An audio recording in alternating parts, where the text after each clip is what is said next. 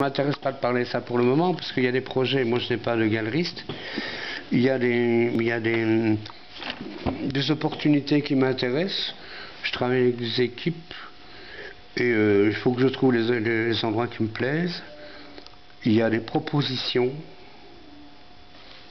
elles sont vastes, ça peut aller de l'Europe à l'Asie en passant par les États-Unis.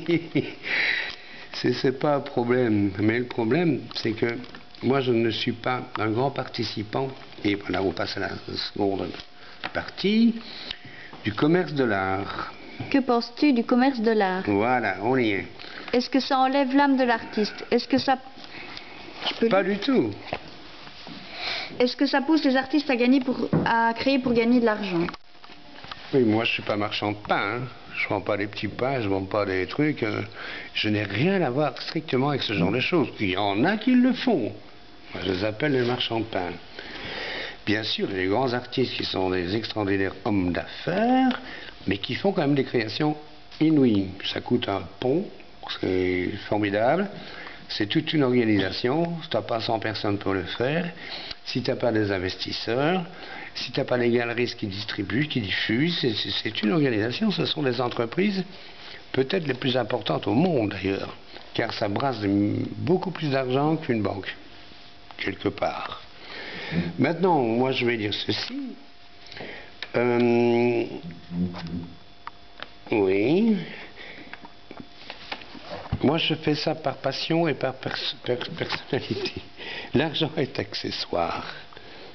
Il faut être un passionné, éviter de prendre trop au sérieux. Sinon, on se fait piéger. On n'a plus la possibilité d'entrer dans son propre univers, de l'exprimer. On est confronté à un conseil d'administration qui sont des argentiers, qui sont des hommes d'affaires, etc.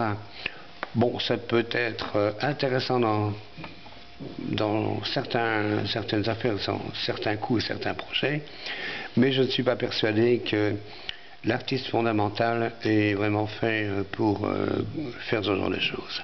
Mais il peut Quel genre de choses? Ce que je viens de dire précédemment.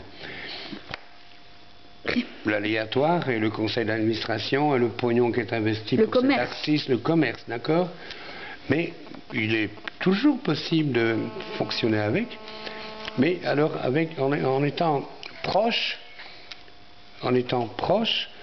des gens qui s'intéressent